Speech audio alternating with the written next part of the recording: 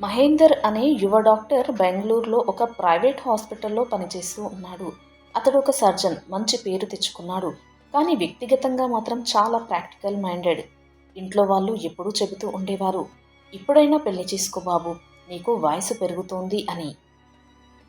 మహేందర్ కూడా దానికి అంగీకరించాడు.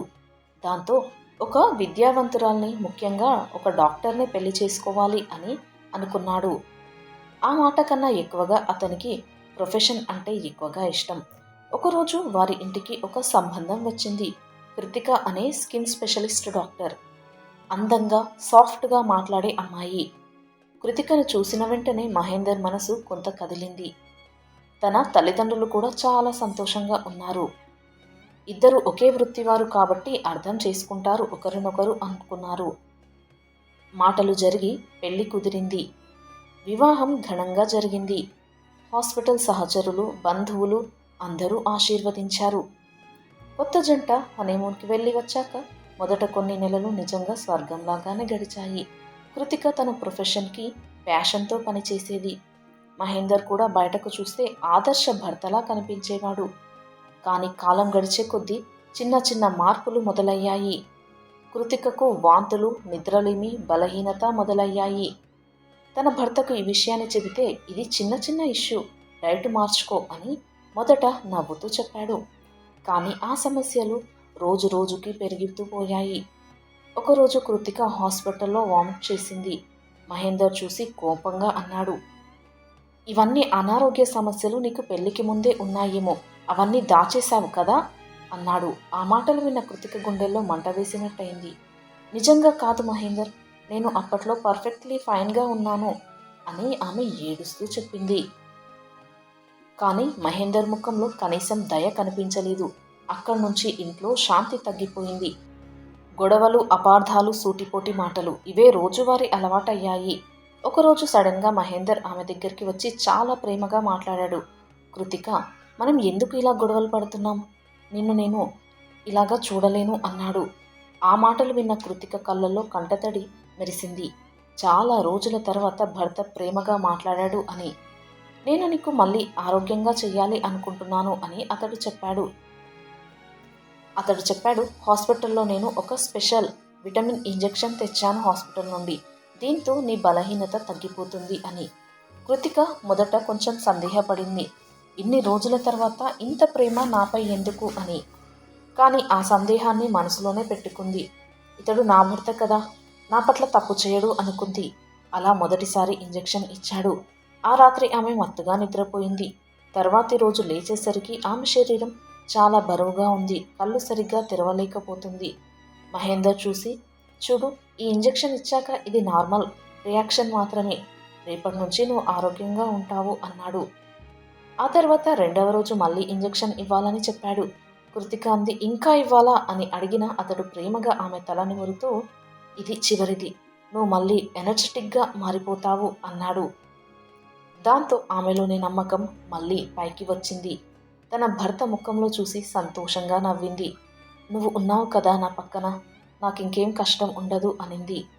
కానీ ఆ ఇంజెక్షన్ ఇచ్చిన కొద్దిసేపటికి ఆమె కళ్ళు భారంగా మారాయి. నిద్రలోకి జారిపోయింది. ఆ రాత్రి ఆమెకు కలలో ఏదో వింతగా కనిపించింది. మహేందర్ ఏదో బాటిల్లో లిక్విడ్ కలుపుతున్నట్లుగా. ఆమె సడన్గా లేచి చూస్తే అతడు ఆమె పక్కనే కూర్చొని ఉన్నాడు. ఏమైంది అడిగాడు. నాకే తెలియదు, ఏదో వింతగా ఉంది అనింది ఆమె మత్తుగా. తర్వాతి ఉదయం కృతిక లేవలేదు. సూర్యుడు మామూలుగానే ఉదయించాడు. కానీ ఆ ఇంట్లో చీకటి మాత్రమే మిగిలి ఉంది. కృతిక ఇంకా పడుకొనే ఉంది. మహేందర్ లేచి కాఫీ చేసుకుని వచ్చాడు. కానీ ఆమెను లేపలేకపోయాడు. కృతిక, లేవు, లేట్ అవుతోంది అని పలికినా ఆమెలో స్పందన లేదు. తన చేతిని ఆమె కంఠంపై ఉంచి పల్స్ చూడగా అది పనిచేయడం లేదు. అతడు ఒక్కసారిగా షాక్ అయినట్టు నటించాడు. అయ్యో కృతిక అని అరవడం మొదలుపెట్టాడు. పక్కింటి వాళ్ళు, కుటుంబ సభ్యులు పరుగు పరుగున వచ్చారు. అందరూ కంగారు పడిపోయారు. అంబులెన్స్లో ఆమెను హాస్పిటల్కి తీసుకువెళ్లారు. అక్కడ డాక్టర్ చూసి చెప్పాడు, షీ ఈజ్ నో మోర్, మార్గ మధ్యంలోనే ఆమె చనిపోయింది అని. అది విన్న కృతిక తల్లిదండ్రులు నేలపై కూర్చొని ఒకటే విలపించారు. తండ్రి కేకలు, నా కూతురికి ఏమైంది, నేను ఫోన్లో బాగానే మాట్లాడింది కదా అని. మహేందర్ కళ్ళల్లో కంటతడి వచ్చింది. కానీ ఆ బాధ నిజమా నటనా అని ఎవరికీ అర్థం కాలేదు. అతడు అందరి ముందు మాట్లాడాడు. ఆమె చాలా రోజులుగా బలహీనంగా ఉంది. ఏదో లోపల ప్రాబ్లం అయి ఉండవచ్చును అని. ఆమె చెల్లెలు రమ్య మాత్రం నిశ్శబ్దంగా అతడిని గమనించింది. అక్క బ్రతికి ఉన్నప్పుడు ఇతడు అంతగా పట్టించుకునేవాడు కాదు మా అక్కను. ఇప్పుడు ఇంతగా ఏడుస్తున్నాడు ఎందుకు? అని ఆమె ఆలోచనలో పడిపోయింది ఆమె. పోస్టుమార్టం చేయమని ఎవరూ సూచించలేదు. అందరూ ఆమె మరణానికి అనారోగ్యమే కారణం అని నమ్మేశారు. దహన సంస్కారాలు జరిగాయి. తండ్రి ముఖం ముడుచుకుపోయింది. తల్లికి మాట రావడం లేదు.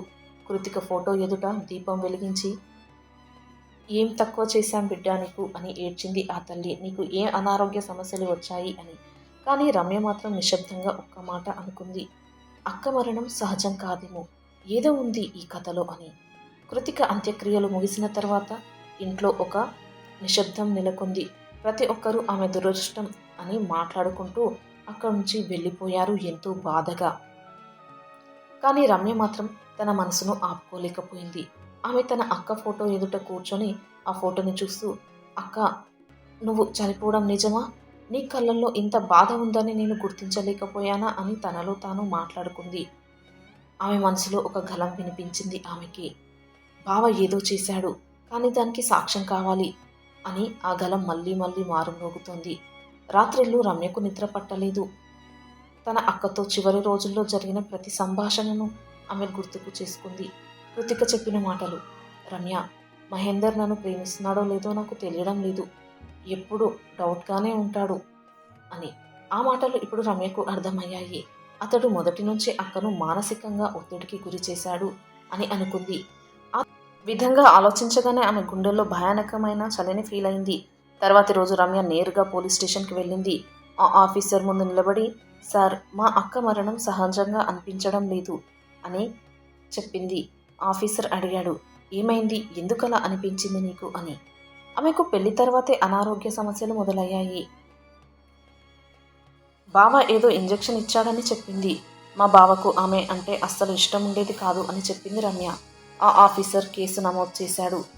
మేము ఆమె శవం తవ్వించి పోస్టుమార్టం చేస్తామని చెప్పాడు. రమ్య భయపడినా న్యాయం కావాలి అని అంగీకరించింది. అలా కృతిక శరీరాన్ని సమాధి నుండి తవ్వి బయటకు తీసుకువచ్చారు.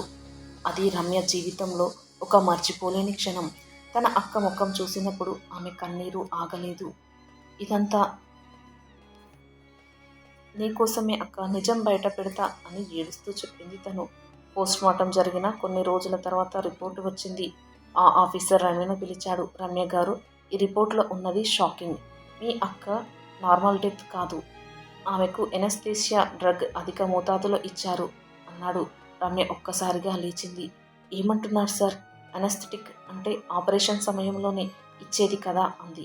అవును అదే, కానీ ఇది 2 రోజుల పాటు వరుసగా నరాల ద్వారా ఇచ్చారు. అది ఓవర్ డోస్ అయ్యి చనిపోయింది అన్నాడు. రమ్య చేతులు కాళ్ళు వణికిపోయాయి. ఆమెకు ఒక్కసారిగా గుర్తొచ్చింది. మా బావే చెప్పాడు, ఇంజెక్షన్ వేస్తే బాగుపడతావు అని మా అక్కకు అని. ఆఫీసర్ కూడా వెంటనే అర్థం చేసుకున్నాడు. అంటే మీ బావే ఈ ఇంజెక్షన్ ఇచ్చాడు కదా అని. అవును సార్, ఇంకెవరు ఉండరు, అతడే అని రమ్య కటువుగా చెప్పింది. అప్పుడు పోలీసులు వెంటనే మహేందర్ని పిలిపించారు. అతను మొదట నాకు ఏమీ తెలియదు అని నిరాకరించాడు.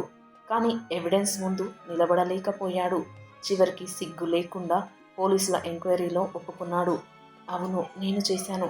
నాకు కృతిక అంటే ఇష్టం లేదు. నా హాస్పిటల్లో పనిచేసే మరో డాక్టర్ అంటే నాకు ఇష్టం ఉంది. అందుకే కృతికను అడ్డు తొలగించాలి అనుకున్నాను. కానీ సహజ మరణంలా కనిపించాలి అని ప్లాన్ చేశాను అన్నాడు. అతని మాటలు విన్నప్పుడు రమ్య గుండె చీలిపోయింది. నువ్వు డాక్టర్ కదా, ప్రాణాలు కాపాడే దేవుడిగా ఉండాలి కదా, కానీ నువ్వు ప్రాణం తీసే దెయ్యమయ్యావు అని ఏడుస్తూ అరిచింది ఆమె. మహేందర్ మాత్రం చల్లగా, నాకు పీస్ఫుల్ లైఫ్ కావాలి అంతే అని అన్నాడు. ఆ మాట విన్న వెంటనే ఆ ఆఫీసర్ అతన్ని హ్యాండ్ కప్స్ వేశాడు. నీ పీస్ఫుల్ లైఫ్ జైల్లో ఉంటుంది ఇక అన్నాడు. రమ్య కృతిక ఫోటో ఎదుట కూర్చొని నిశ్శబ్దంగా కన్నీరు తుడుచుకుంది. నీకోసం పోరాడను అక్క, నీకోసం న్యాయం దొరికింది అని.